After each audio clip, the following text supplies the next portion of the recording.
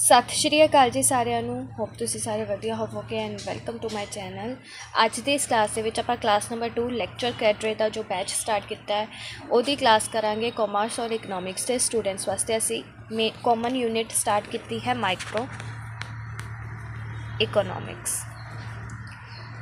पहली क्लास असी कर चुके हैं, जिन्होंने वो क्लास नहीं देखी तो प्लीज़ तुसी वो क्लास देख लो, क्योंकि वो क्लास बेस है माइक्रो की हुंदा है, मैक्रो की हुंदा है, ये सारी चीज़ां उहदे विच करवाईयां गईयां ने। ठीक है, उस तो बाद अज असी करना है central problem of an economy कि इकोनमी दे विच सेंट्रल प्रॉब्लम्स की हुंदियां ने ते वो क्यों अराइज हुंदियां ने ते उन्हां नूं सॉल्व और या फिर एक्सप्लेन किहदी हैल्प दे नाल कीता जाता है। सो स्टार्ट करते हैं। सब तो पहला डेफिनेशन देखो, central problem of an economy arise due to the scarcity of resources and require allocation of resources among alternative uses. कहते जी सेंट्रल प्रॉब्लम है वो अराइज क्यों हुई है, क्योंकि इकोनमी के स्कार्सिटी ऑफ रिसोर्सिज है। इसका मतलब की है, जोड़े साढ़े को संसाधन है लैंड लेबर कैपिटल वो बहुत ज़्यादा सीमित ने, लिमिटेड ने। ठीक है, उन्होंने की है कमी है, लिमिटेड ने वो, तो उन्होंने अल्टरनेटिव यूज़ है। तो उस उन्होंने चीज़ों को एलोकेट करने वास्ते ये 3 प्रॉब्लम्स है जो अराइज हो जाती हैं। ठीक है, हर इकोनमी को 3 मेन प्रॉब्लम्स को फेस करना पैंदा है।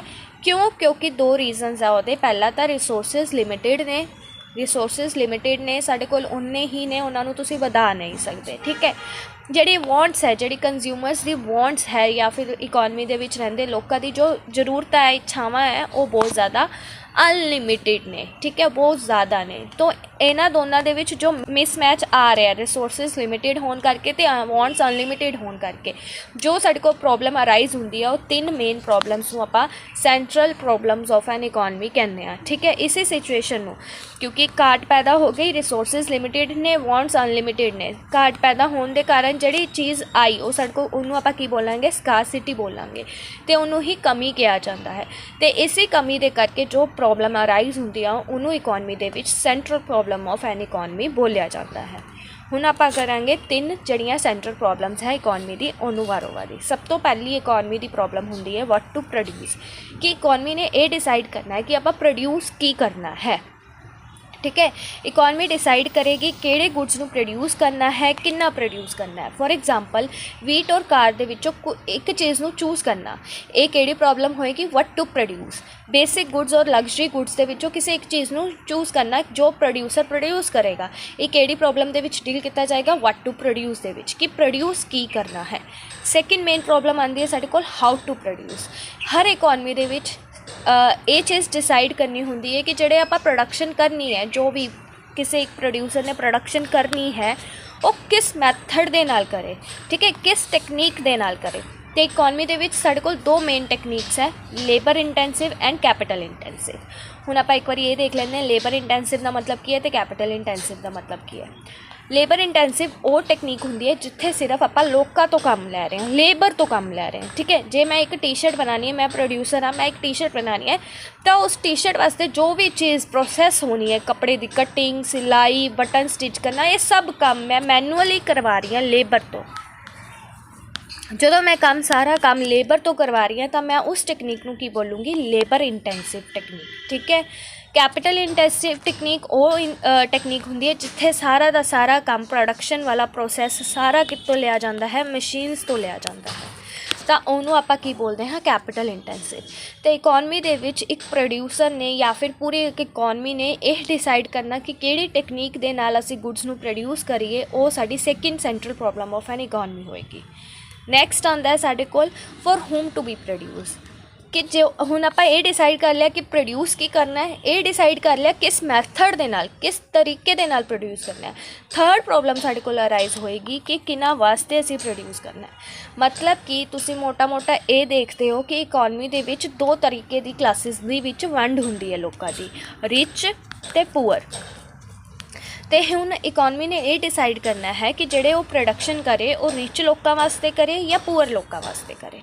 तो इस प्रॉब्लम को आपां यही कहांगे for whom to be produce, कि वो चीज़ आपां प्रोड्यूस किते वास्ते करनी है, गुड्स किनू मिलूगे।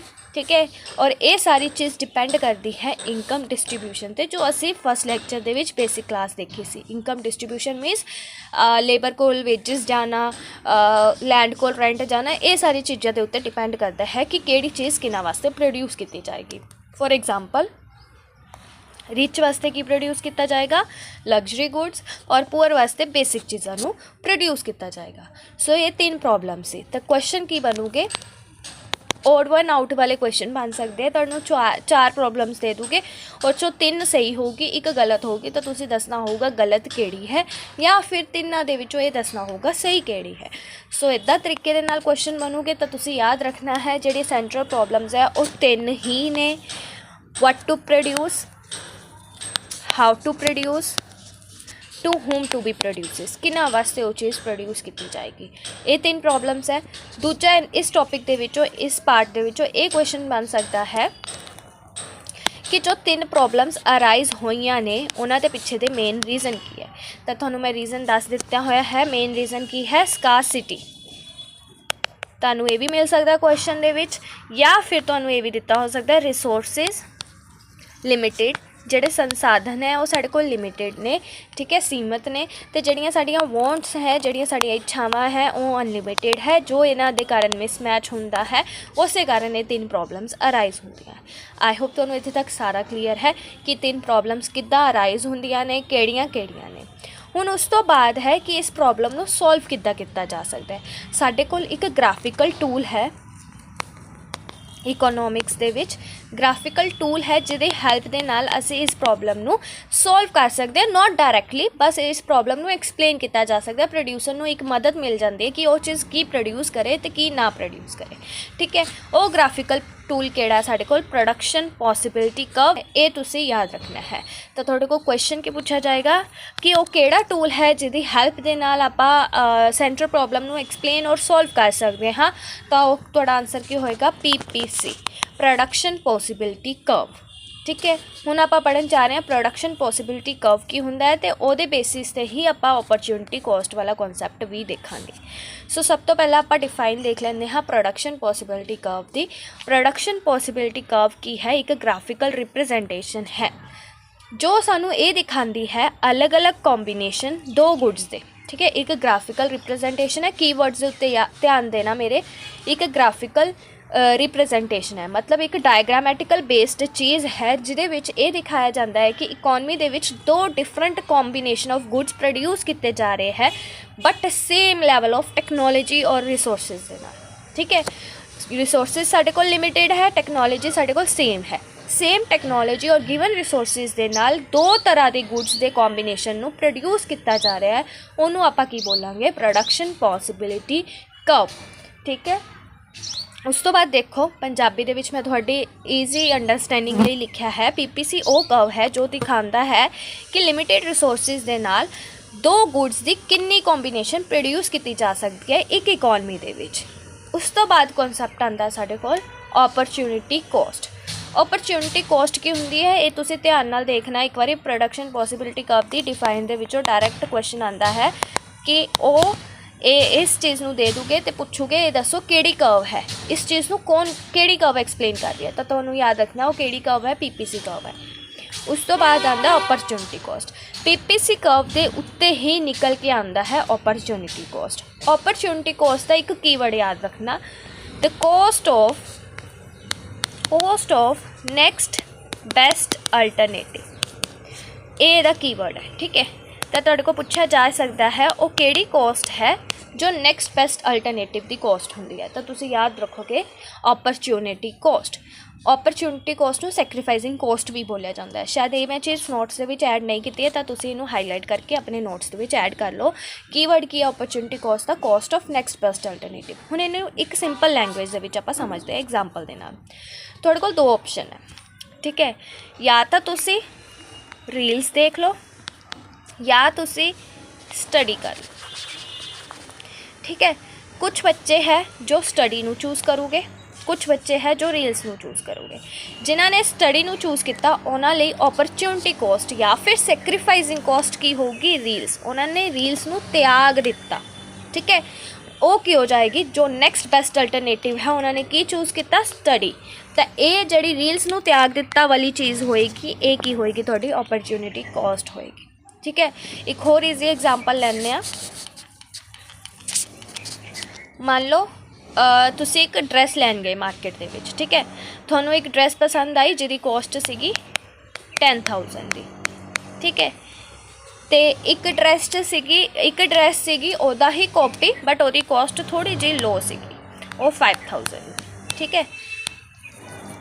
ਬ੍ਰੈਂਡਿੰਗ ਦਾ ਫ਼ਰਕ ਸੀਗਾ, ਥੋੜ੍ਹਾ ਬਹੁਤਾ ਡਿਜ਼ਾਈਨ ਦਾ ਫ਼ਰਕ ਸੀਗਾ, ਤੁਸੀਂ ਇਹ ਮੰਨ ਕੇ ਚੱਲ ਸਕਦੇ ਹੋ। ਤੇ ਅਸੀਂ ਚੂਜ਼ ਕਿਹੜੀ ਕਰਾਂਗੇ? ਓਬਵੀਅਸਲੀ ਅਸੀਂ ਇੱਕ ਰੈਸ਼ਨਲ ਕੰਜ਼ਿਊਮਰ ਹਾਂ, ਅਸੀਂ ਕਿਹੜੀ ਚੂਜ਼ ਕਰਾਂਗੇ? 5,000 ਵਾਲੀ। ਤਾਂ ਆਪਾਂ ਜੋ ਚੀਜ਼ ਤਿਆਗੀ, ਆਪਾਂ ਕੀ ਤਿਆਗ ਦਿੱਤਾ? ਓਪਰਚੁਨਿਟੀ ਕੋਸਟ ਸਾਡੀ ਕੀ ਹੋ ਜਾਏਗੀ? 10,000 ਰੁਪੀਜ਼, ਕਿਉਂਕਿ ਆਪਾਂ ਇਹਨੂੰ ਤਿਆਗ ਦਿੱਤਾ, ਅਸੀਂ ਇਹਨੂੰ ਸੈਕਰੀਫਾਈਸ ਕਰ ਦਿੱਤਾ। ਅਸੀਂ ਕੀ ਚੂਜ਼ ਕੀਤਾ? 5,000 ਵਾਲੀ। ਆਪਾਂ ਰੈਸ਼ਨਲ ਕੰਜ਼ਿਊਮਰ ਆ, ਅਸੀਂ ਸੋਚ ਸਮਝ ਕੇ ਚੀਜ਼ਾਂ ਨੂੰ ਲੈਂਦੇ ਹਾਂ, ਤਾਂ ਆਪਾਂ ਇਹਦੇ ਉੱਤੇ ਇਨਵੈਸਟ ਕੀਤਾ, ਆਪਾਂ ਇਸ ਡਰੈਸ ਨੂੰ ਚੂਜ਼ ਕੀਤਾ, ਤੇ ਜਿਹੜੀ ਚੀਜ਼ ਛੋੜ ਦਿੱਤੀ ਉਹੀ ਓਪਰਚੁਨਿਟੀ ਕੋਸਟ ਹੋਏਗੀ। ਤਾਂ ਕਿਹੜੀ ਓਪਰਚੁਨਿਟੀ ਕੋਸਟ ਹੋਏਗੀ? 10,000 ਰੁਪੀਜ਼ ਵਾਲੀ ਡਰੈਸ ਮੇਰੀ ਓਪਰਚੁਨਿਟੀ ਕੋਸਟ ਹੋਏਗੀ। ਆਈ ਹੋਪ ਤੁਹਾਨੂੰ ਐਗਜ਼ਾਮਪਲਸ ਦੋਨੋਂ ਸਮਝ ਆ ਗਏ ਹੋਗੇ। ਹੁਣ ਆਪਾਂ ਡਿਫਾਈਨ ਪੜ੍ਹ ਲੈਂਦੇ ਹਾਂ। डिफाइन ਦੇ ਵਿੱਚ ਕੀ ਲਿਖਿਆ ਹੋਇਆ ਹੈ? Is that cost. Opportunity cost ਕਿਹੜੀ ਕੋਸਟ ਹੈ? ਨੈਕਸਟ ਬੈਸਟ ਅਲਟਰਨੇਟਿਵ ਦੀ। That is sacrifice when choice is made. ਜਦੋਂ ਆਪਾਂ ਚੋਇਸ ਕੀਤੀ, ਜਿਹੜੀ ਚੀਜ਼ ਆਪਾਂ ਛੋੜੀ, ਉਹ ਸਾਡੀ अपॉर्चुनिटी ਕੋਸਟ ਹੋ ਜਾਏਗੀ। ਡਰੈਸ ਵਾਲਾ ਐਗਜ਼ਾਮਪਲ ਬੈਸਟ ਹੈ, ਸਟੱਡੀ ਔਰ ਰੀਲਸ ਵਾਲਾ। ਤੁਸੀਂ ਕੁਝ ਬੱਚੇ ਹੋਊਗੇ ਸਟੱਡੀ ਦੀ ਬਜਾਏ ਰੀਲਸ ਦੇਖਣਾ ਚਾਹੋਗੇ, ਠੀਕ ਹੈ, ਉਹਨਾਂ ਨੂੰ ਰੀਲਸ ਦੇ ਵਿੱਚ ਸੈਟਿਸਫੈਕਸ਼ਨ ਜ਼ਿਆਦਾ ਮਿਲ ਰਹੀ ਹੋਊਗੀ, ਤਾਂ ਜੋ ਉਹਨਾਂ ਨੇ ਰੀਲਸ ਚੂਜ਼ ਕੀਤੀ ਅਤੇ ਸੈਕਰੀਫਾਈਸ ਕੀ ਕੀਤਾ? ਸਟੱਡੀ। ਤਾਂ ਸਟੱਡੀ ਉਹਨਾਂ ਦੀ ਕੀ ਹੋ ਜਾਏਗੀ? अपॉर्चुनिटी ਕੋਸਟ ਹੋ ਜਾਏਗੀ। ਜਦ ਅਸੀਂ ਇੱਕ ਚੀਜ਼ ਚੂਜ਼ ਕਰਦੇ ਹਾਂ ਅਤੇ ਦੂਸਰੀ ਚੀਜ਼ ਦਾ ਤਿਆਗ ਜਾਂ ਫਿਰ ਸੈਕਰੀਫਾਈਸ ਕਰਦੇ ਹਾਂ, ਉਹਨੂੰ ਹੀ ਆਪਾਂ ਓਪਰਚੁਨਿਟੀ ਕੋਸਟ ਬੋਲਦੇ ਹਾਂ, ਅਤੇ ਉਸ ਸੈਕਰੀਫਾਈਸ ਨੂੰ ਹੀ ਇਕਨੋਮਿਕਸ ਦੇ ਵਿੱਚ ਓਪਰਚੁਨਿਟੀ ਕੋਸਟ ਬੋਲਿਆ ਜਾਂਦਾ ਹੈ। ਅੱਗੇ ਦੇਖੋ, ਈਜ਼ੀ ਲੈਂਗੁਏਜ ਦੇ ਵਿੱਚ ਤੁਸੀਂ ਹਰ ਰੋਜ਼ ਡਿਸੀਜਨਸ ਲੈਂਦੇ ਹੋ ਅਤੇ ਹਰ ਡਿਸੀਜਨਸ ਦੀ ਹਿਡਨ ਕੋਸਟ ਹੁੰਦੀ ਹੈ। ਉਹੀ ਹਿਡਨ ਕੋਸਟ ਇਕਨੋਮਿਕਸ ਦੇ ਵਿੱਚ ਕੀ ਕਹਿਲਾਂਦੀ ਹੈ? ਓਪਰਚੁਨਿਟੀ ਕੋਸਟ, ਠੀਕ ਹੈ। ਹੁਣ ਬੈਸਟ ਐਗਜ਼ਾਮਪਲ ਮੈਂ ਡਰੈਸ ਵਾਲਾ ਵੀ ਦੇ ਦਿੱਤਾ, ਰੀਲਸ ਔਰ ਸਟੱਡੀ ਵਾਲਾ ਵੀ ਦੇ ਦਿੱਤਾ। ਇੱਦਾਂ ਹੀ ਤੁਸੀਂ ਆਪਣੇ ਰੀਅਲ ਲਾਈਫ ਦੇ ਵਿੱਚ ਬਹੁਤ ਸਾਰੇ ਐਗਜ਼ਾਮਪਲਸ ਦੇ ਸਕਦੇ ਹੋ, ਜਿੱਥੇ ਤੁਸੀਂ ਦੋ ਆਪਸ਼ਨਸ ਦੇ ਵਿੱਚੋਂ ਕਿਸੇ ਇੱਕ ਨੂੰ ਸਿਲੈਕਟ ਕਰਨਾ ਹੈ। ਜਿਹਨੂੰ ਤੁਸੀਂ ਸੈਕਰੀਫਾਈਸ ਕੀਤਾ, ਉਹ ਤੁਹਾਡੀ ਓਪਰਚੁਨਿਟੀ ਕੋਸਟ ਹੋਏਗੀ, ਉਨੀ ਤੁਹਾਡੀ ਓਪਰਚੁਨਿਟੀ ਕੋਸਟ ਹੋਏਗੀ, ਠੀਕ ਹੈ। ਇੱਕ ਬੈਸਟ ਐਗਜ਼ਾਮਪਲ, ਤੁਸੀਂ ਫ੍ਰੀ ਦੇ ਵਿੱਚ ਕੰਟੈਂਟ ਪੜ੍ਹਨਾ ਚਾਹੁੰਦੇ ਹੋ ਜਾਂ ਤੁਸੀਂ ਕੋਸਟ ਲਗਾ ਕੇ ਕੰਟੈਂਟ ਪੜ੍ਹਨਾ ਚਾਹੁੰਦੇ ਹੋ, ਤਾਂ ਜਿਨ੍ਹਾਂ ਨੇ ਇਹ ਚੂਜ਼ ਕੀਤਾ ਉਹਨਾਂ ਲਈ ਕੋਸਟ ਵਾਲਾ ਕੰਟੈਂਟ ਕੀ ਹੋ ਜਾਏਗਾ? ਓਪਰਚੁਨਿਟੀ ਕੋਸਟ ਹੋ ਜਾਏਗੀ। ਆਈ ਹੋਪ ਤੁਹਾਨੂੰ ਇਹ ਚੀਜ਼ ਕਲੀਅਰ ਹੈ। ਹੁਣ ਆਪਾਂ ਡਾਇਗਰਾਮੈਟਿਕਲੀ ਸਮਝਾਂਗੇ, ਕਿਉਂਕਿ PPC ਸਾਡਾ ਕੀ ਹੈ? ਗ੍ਰਾਫਿਕਲ ਰਿਪਰੈਜ਼ੈਂਟੇਸ਼ਨ ਹੈ, ਅਤੇ ਗ੍ਰਾਫਿਕਲ ਰਿਪਰੈਜ਼ੈਂਟੇਸ਼ਨ ਦੇ ਨਾਲ ਹੀ ਆਪਾਂ ਸਮਝਾਂਗੇ with the help of table and diagram ਕਿ PPC ਕੰਮ ਕਿਵੇਂ ਕਰਦਾ ਹੈ। ਸੋ ਦੇਖੋ, ਸਾਡੇ ਕੋਲ ਦੋ ਗੁੱਡਸ ਨੇ, ਕਾਰ ਔਰ ਵੀਟ। ਇਕੋਨਮੀ ਨੇ ਇਹਨਾਂ ਦੋਨਾਂ ਦੇ ਵਿੱਚ ਚੂਜ਼ ਕਰਨਾ ਹੈ, ਇਹਨਾਂ ਦੋਨਾਂ ਦੇ ਕੰਬੀਨੇਸ਼ਨ ਚੂਜ਼ ਕਰਨੇ ਹੈ ਜੋ ਗਿਵਨ, ਮੇਰੇ ਕੀਵਰਡਸ ਦੇ ਉੱਤੇ ਧਿਆਨ ਦੇਣਾ, ਜੋ ਗਿਵਨ ਰਿਸੋਰਸਿਸ ਔਰ ਟੈਕਨੋਲੋਜੀ ਦੇ ਨਾਲ ਫੁਲਫਿਲ ਜਾਂ ਫਿਰ ਪ੍ਰੋਡਿਊਸ ਕੀਤੇ ਜਾ ਸਕਦੇ, ਗਿਵਨ ਰਿਸੋਰਸਿਸ ਔਰ ਟੈਕਨੋਲੋਜੀ ਦੇ ਨਾਲ, ਠੀਕ ਹੈ। ਕੰਬੀਨੇਸ਼ਨ ਇਹ ਦੇਖੋ, ਕਾਰਸ 0 ਪ੍ਰੋਡਿਊਸ ਕੀਤੀਆਂ ਜਾ ਰਹੀਆਂ, ਪਰ ਵੀਟ ਦੀ 10 ਯੂਨਿਟਸ ਨੂੰ ਪ੍ਰੋਡਿਊਸ ਕੀਤਾ ਜਾ ਰਿਹਾ, ਠੀਕ ਹੈ। ਮੰਨ ਲਓ 10 ਵੀਟਸ ਨੂੰ ਪ੍ਰੋਡਿਊਸ ਕੀਤਾ ਜਾ ਰਿਹਾ, ਇਹ ਸਿਰਫ ਇੱਕ ਐਗਜ਼ਾਮਪਲ ਹੈ। ਉਸ ਤੋਂ ਬਾਅਦ ਜਦੋਂ ਮੈਂ A to B ਦੇ ਉੱਤੇ ਗਈ, ਮੈਂ ਕਾਰ ਦੀ ਇੱਕ ਯੂਨਿਟ ਨੂੰ ਇਨਕਰੀਜ਼ ਕਰ ਦਿੱਤਾ, ਪਰ ਮੈਂ ਵੀਟ ਦੀ ਇੱਕ ਯੂਨਿਟ ਨੂੰ ਛੋੜ ਦਿੱਤਾ। ਜੋ ਮੈਂ ਛੋੜ ਦਿੱਤਾ ਉਹੀ ਮੇਰੀ ਕੀ ਹੈ? ਓਪਰਚੁਨਿਟੀ ਕੋਸਟ ਹੈ। ਤਾਂ ਤੁਹਾਨੂੰ PPC ਦੇ ਵਿੱਚ ਹੀ ਓਪਰਚੁਨਿਟੀ ਕੋਸਟ ਦੇਖਣ ਨੂੰ ਮਿਲੇਗੀ। ਤਾਂ ਇਹ ਕੀ ਹੋਗੀ? ਮੇਰੀ ਓਪਰਚੁਨਿਟੀ ਕੋਸਟ, ਕਿ ਮੈਂ ਇੱਕ ਵੀਟ ਦੇ ਬਦਲੇ ਮੈਂ ਇੱਕ ਕਾਰ ਦੀ ਪ੍ਰੋਡਕਸ਼ਨ ਨੂੰ ਇਨਕਰੀਜ਼ ਕਰ ਦਿੱਤਾ, ਠੀਕ ਹੈ। ਇੱਦਾਂ ਹੀ ਜਦੋਂ ਮੈਂ B to C ਗਈ, ਮੈਂ ਇੱਕ ਹੋਰ ਕਾਰ ਦੀ ਪ੍ਰੋਡਕਸ਼ਨ ਨੂੰ ਇਨਕਰੀਜ਼ ਕਰ ਦਿੱਤਾ। ਹੁਣ ਮੈਂ 2 ਯੂਨਿਟਸ ਬਣਾ ਰਹੀ ਹਾਂ ਕਾਰ ਦੀ, ਬਟ ਮੈਂ ਇੱਥੇ 2 ਯੂਨਿਟਸ ਨੂੰ ਤਿਆਗ ਦਿੱਤਾ ਵੀਟ ਦੀ, ਤਾਂ ਇੱਥੇ ਓਪਰਚੁਨਿਟੀ ਕੋਸਟ ਕਿੰਨੀ ਹੋ ਗਈ? 2, ਠੀਕ ਹੈ। ਇਹੀ ਚੀਜ਼ ਮੈਂ ਇੱਥੇ ਲਿਖੀ ਹੈ। ਐਕਸ ਐਕਸਿਸ 'ਤੇ ਆਪਾਂ ਡਾਇਗਰਾਮ ਸਮਝਾਂਗੇ। ਪਹਿਲਾਂ ਦੇਖੋ, ਜਦੋਂ ਮੈਂ A to B ਗਈ, ਮੈਂ ਇੱਕ ਕਾਰ ਦੀ ਇਨਕਰੀਜ਼ ਕਰ ਦਿੱਤੀ ਪ੍ਰੋਡਕਸ਼ਨ, ਇੱਕ ਵੀਟ ਦੀ ਡਿਕਰੀਜ਼ ਕਰ ਦਿੱਤੀ, ਅਤੇ ਉਹ ਜਿਹੜਾ ਇੱਕ ਵੀਟ ਮੈਂ ਡਿਕਰੀਜ਼ ਕੀਤਾ, ਉਹ ਇੱਕ ਕੀ ਹੋਏਗੀ? ਮੇਰੀ ਓਪਰਚੁਨਿਟੀ ਕੋਸਟ ਹੋਏਗੀ, ਠੀਕ ਹੈ। ਇੱਦਾਂ ਹੀ ਜਦੋਂ ਮੈਂ B to C ਗਈ, ਮੈਂ ਇੱਕ ਹੋਰ ਕਾਰ ਇਨਕਰੀਜ਼ ਕਰ ਦਿੱਤੀ ਪ੍ਰੋਡਕਸ਼ਨ ਦੇ ਵਿੱਚ, ਪਰ ਮੈਂ 2 ਯੂਨਿਟ ਆਫ ਵੀਟ ਤਿਆਗ ਦਿੱਤੀ, ਸੈਕਰੀਫਾਈਸ ਕਰ ਦਿੱਤੀ, ਤਾਂ ਇੱਥੇ ਹੁਣ 2 ਕੀ ਹੋ ਜਾਏਗੀ? Opportunity cost. ਤਾਂ ਤੁਹਾਨੂੰ ਇੱਥੋਂ ਕੀ ਪਤਾ ਚੱਲਿਆ? ਜਿੱਦਾਂ ਆਪਾਂ ਇੱਕ ਗੁੱਡਸ ਦੀ ਪ੍ਰੋਡਕਸ਼ਨ ਨੂੰ ਇਨਕਰੀਜ਼ ਕਰਾਂਗੇ, ਉੱਦਾਂ ਜਿਹੜੀ ਓਪਰਚੁਨਿਟੀ ਕੋਸਟ ਹੈ ਉਹ ਸਾਡੀ ਇਨਕਰੀਜ਼ ਹੋਏਗੀ। ਓਪਰਚੁਨਿਟੀ ਕੋਸਟ ਕੀ ਹੋਏਗੀ? ਇਨਕਰੀਜ਼ ਹੋਏਗੀ, ਠੀਕ ਹੈ। ਇਹ ਯਾਦ ਰੱਖਣਾ। ਉਸ ਤੋਂ ਬਾਅਦ ਦੇਖੋ, ਡਾਇਗਰਾਮ ਸਮਝਦੇ ਹਾਂ ਹੁਣ ਆਪਾਂ। ਐਕਸ ਐਕਸਿਸ 'ਤੇ ਮੈਂ ਲਿੱਤਾ ਕਾਰ, ਠੀਕ ਹੈ। ਐਕਸ ਐਕਸਿਸ 'ਤੇ ਮੈਂ ਲਿੱਤੀ ਕਾਰ ਔਰ ਵਾਈ ਐਕਸਿਸ 'ਤੇ ਮੈਂ ਲਿੱਤੀ ਵੀਟ। ਜਦੋਂ ਮੈਂ ਪੈਨ ਚੇਂਜ ਕਰ ਲੈਂਦੇ ਹਾਂ, ਜਦੋਂ ਮੈਂ ਵੀਟ ਦੀ 10 ਯੂਨਿਟਸ ਪ੍ਰੋਡਿਊਸ ਕਰ ਰਹੀ ਸੀ, ਮੈਂ ਕਾਰ ਦੀ 0 ਯੂਨਿਟਸ ਪ੍ਰੋਡਿਊਸ ਕਰ ਰਹੀ ਸੀ। ਜਿੱਦਾਂ ਹੀ ਮੈਂ ਕਾਰ ਦੀ 1 ਯੂਨਿਟ ਪ੍ਰੋਡਿਊਸ ਕੀਤੀ ਉੱਦਾਂ ਹੀ ਮੈਂ ਵੀਟ ਦੀ 1 ਯੂਨਿਟ त्याग ਦਿੱਤੀ। ठीक है, तो पॉइंट आ वाला कॉम्बीनेशन बनया ए, आ वाला कॉम्बीनेशन बनया बी। ठीक है, फिर मैं 1 यूनिट होर इनक्रीज़ की कार दी ते मैं वीट दी 1 यूनिट होर डिक्रीज़ 2 यूनिट होर डिक्रीज़ कर दी। तो ये जिहड़ा सी पॉइंट बनया है मेरा सी कॉम्बीनेशन बनया। तो इत्थे तुसीं देख सकते हो अपॉर्चुनिटी कॉस्ट की करेगी, इनक्रीज़ करेगी। ठीक है, इत्थे मेरी 1 सीगी, फिर मेरी 2 हो गई। इदा ही मैं जिद्दां जिद्दां कार की प्रोडक्शन इनक्रीज़ करती जाऊँगी तो जिहड़ा मेरा दूसरा गुड होएगा मैनूं उहनूं ज़्यादा सैक्रीफाइस करना पेगा। हुण जदों इन्हां पॉइंट्स नूं तुसीं ज्वाइन करोगे, कलर चेंज कर दिया मैं पैन दा, जदों तुसीं इन पॉइंट्स नूं बी ए बी एंड सी नूं ज्वाइन करोगे जो थोड़े को कर्व निकल के आएगी वही कर्व की होएगी PPC, प्रोडक्शन पॉसिबिलिटी कर्व। हुण क्वेश्चन डायग्राम दे विचों की बनेगा, डायग्राम देख के तुहानूं पॉइंट्स पूछ सकते हैं। ठीक है, जिद्दां सिंपल तुहानूं इदा डायग्राम दोगे, this is PPC, point A B C। ठीक है, ये पॉइंट्स है PPC दे उत्ते, एक पॉइंट है PPC दे अंदर, एक पॉइंट है PPC दे बाहर। तो तुहाडे कोल डायग्राम देख के ये पूछा जा सकता है किहड़े पॉइंट्स एफिशिएंट पॉइंट्स।